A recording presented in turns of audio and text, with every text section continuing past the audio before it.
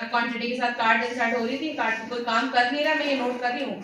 Miss मैं wait कर रहा हूँ, ये हनी बॉस मिस सच बताओ, मैंने बोला एंड में बताऊँ ऐड टू कार्ट में किस तरह प्रोडक्ट जा रहे थे, प्रोडक्ट प्राइस हो रही थी, ये सब समझ में आ गया था। जी miss. DB dot cell changes में समझ में आ गया था कार्ट के अंदर कितनी चीजें जा रही थी और कार्ट के अंदर जाने के बाद क्वांटिटी किस तरह प्लस हो रही थी, समझ में आ गई थी ये चीज। सबको क्लियर हो गया था ये? कोई ऐसा स्टूडेंट जिसको समझ में ना आया? नहीं समझ में आया था क्या मगर मिस आपने ये अपडेट के बटन से करवाया, मैं डायरेक्टली यूनिक से करवाया। अपडेट के बटन से नहीं कराया, मैंने अपडेट के बटन से नहीं कराया। नहीं ना मिस, जब आप भाई बहुत अभी चुप बोलो, आप क्वांटिटी इंक्रीज करिए ना, एक चीज की क्वांटिटी कैटेगरी वगैरह करेंगे, उसका वो डेटाबेस में टेबल बनेगा ना उसका ऑप्शन, वो इसमें बन जाएगा ना। मिस आप क्वांटिटी इंक्रीज कर रही हैं तो जो अपडेट पे उसके साथ अपडेट का बटन है, आपको क्लिक करके सब क्वांटिटी वो मतलब कि प्राइस इंक्रीज हो रही है। हम एजेंट से करने डायरेक्टली कर लेना, तो एजेंट से कोई मसला नहीं है भाई। एजेंट से तो पीएचपी में लगा। जी जी मिस। अब ये देखिए यहाँ पर देखें, ये जो आपके पास ऐड टू कार्ट वाला काम हो रहा था कहाँ है?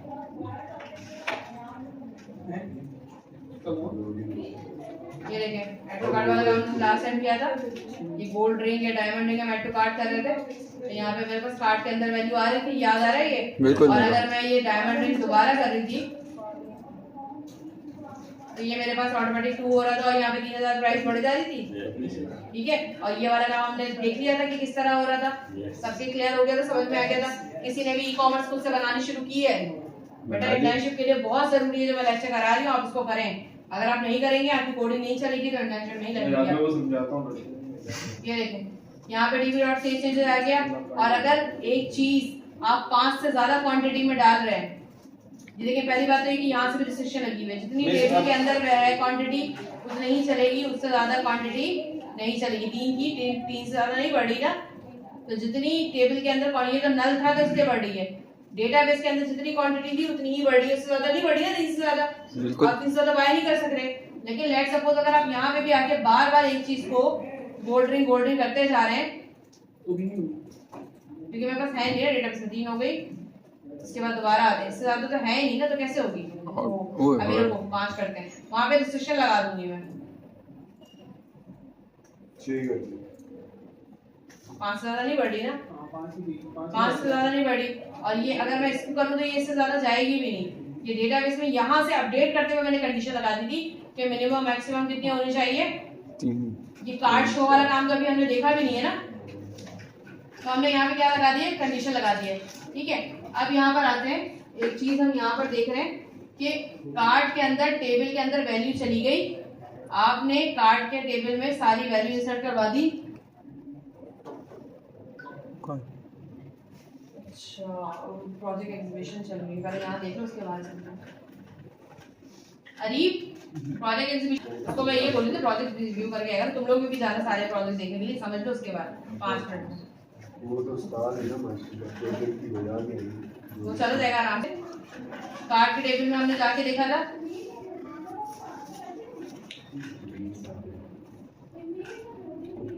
कार्ड के टेबल में डाटा आ रहा था, उस कार्ड के टेबल को मुझे शो कराना है, क्या करूं? अब कार्ड को शो भी तो कराना है, हमने जो पढ़ा था उस हिसाब से तो कार्ड के टेबल में सिर्फ डाटा जा रहा था। यहाँ तक जो पोस्ट वाला मैंने बताया था, कार्ड के टेबल में डाटा जाएगा तो पोस्ट रहेगा, याद आ गया सबको? हमें ऐड करना पड़ेगा, मतलब कि वो अब हमें क्या करना पड़ेगा, आपको कार्ड शो का एक पेज मेथड बनाना पड़ेगा, db.cardshow.toolcard.toolist। ये देखें कार्ड शो में गए, लेकिन एक कंडीशन और, अगर कार्ड.toolist कर दिया मैंने तो दुनिया भर में जितने लोगों ने कार्ड ऐड टू कार्ड किया होगा वो भी सब आ जाएगा, आईडी मैच करेगा यूजर जो लॉगिन है। ये देखें पहले टूलिस्ट कराया, दुनिया के सारे लोगों का डाटा आ गया, फिर मैंने कहा यूजर फाइंड करो, कार्ड के अंदर जाओ, अगर ये यूजर की आईडी के बराबर है तो प्रोडक्ट को इंक्लूड कराओ, और प्रोडक्ट इंक्लूड कराने के बाद व्यू बैक टोटल के अंदर एक, अच्छा ये तो टोटल वाली लाइन हटा दो। ये जो कार्ड है ना, ये जो कार्ड है पर्टिकुलर यूजर की चीजें लेकर आ रहा था, प्रोडक्ट को इंक्लूड क्यों कराते? तो क्योंकि हम फॉरन की ज्वाइन वाला काम कर रहे होते हैं, इसमें बताया था ना मैंने, ज्वाइन वाला अगर हम काम कर रहे होते इंक्लूड यूज करते हैं। और ये कार्ड को मैंने पास भी करा दिया यहाँ पे, ये वाली बात अभी भूल जाए, व्यू बैक टोटल वाली, टोटल कैसे निकली है ये तो डायरेक्ट व्यू बैक कर रहे हो। हाँ अब यहाँ पर आते, और यहाँ पर आने के बाद कार्ड शो पे आने के बाद मैंने एक पेज बनाया था, उस पेज पे मैंने आपको पहले भी सिखाया है या अपना खुद का पेज बनाते तो यहाँ पे करते हैं। एक टाइम डाटा को ऑलरेडी चलाया हुआ था कि पहले से ऑलरेडी कार्ड के अंदर डला हुआ है। ये सारी चीजें डाली, टेबल फॉर्मेट पे चाहिए था मुझे। मैंने कहा मॉडल कहाँ से उठाएगा, कौन सा मॉडल है अभी ये कार्ड का। अब ये क्या कर रहा है, item dot pro dot picture join लगा हुआ है ना, प्रोडक्ट के साथ ज्वाइन लगा हुआ है, तो ये प्रोडक्ट की भी पिक्चर उठा के लगे देगा ना आपको, इंक्लूड कराया हुआ है मैंने, और फॉरेन की भी इस्तेमाल की हुई है। तो pro dot picture, pro dot name, लेकिन आइटम डॉट प्रो प्राइस आ रहा है। इसका मतलब है ये वाली चीज डायरेक्ट कार्ड के टेबल से उठा रहा है, ये वाली चीज प्रोडक्ट के टेबल से उठा रहा है, क्योंकि दोनों ज्वाइन लगा हुआ है। समझ रहे? उसके बाद कार्ड एडिट में चले जाते हैं, फॉर्म। अब ये वाली चीज क्या है, पहले तो शो हो गई, अब इसको भूल जाए, ठीक है, शो करवा दिया, कार्ड डिलीट एडिट वाली चीज को भूल जाए, सिर्फ कार्ड शो करवाया मैंने बस। अब कार्ड शो कराएंगे तो हमारे पास क्या चीज नजर आएगी, सिर्फ ये चीज नजर आएगी, बस ये चीज नजर नहीं, जो ऐड टू कार्ट क्या होगा, जो ऐड टू कार्ट क्या होगा, ये चीज नजर आएगी, इमेज नेम प्रो प्राइस। अब बारी आती है टोटल कहाँ से आ रहा है मिस, अभी ये भूल जाए, ये क्वांटिटी का जो फॉर्म आ रहा है ये भूल जाए, सिर्फ टोटल प्राइस देखते हैं कैसा है।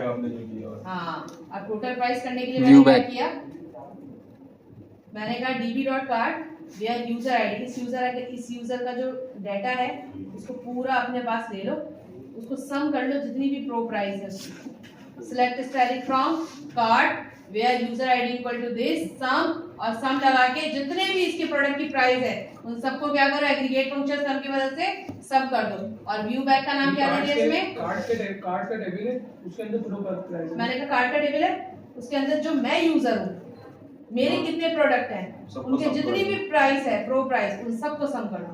ये देखो कार्ड का टेबल है, थोड़ा सा ना मुश्किल है ऐड टू कार्ड का टेबल है, यूजर आईडी 3 है, प्रो प्राइस 2 है, इन दोनों को सम कर दो।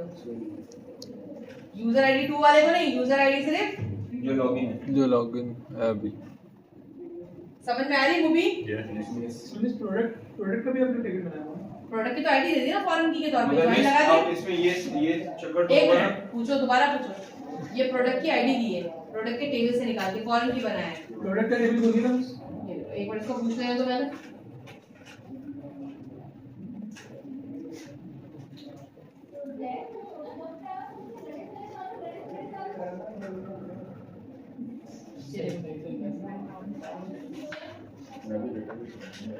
समझ में आई ये चीज। अब क्योंकि ज्वाइन लगा हुआ है तो अब ये वाली चीज जो प्रोडक्ट के अंदर ऑलरेडी डली हुई है, तो ये क्या करता है, अपनी आईडी से जाके इसका सारा डाटा उठा सकता है।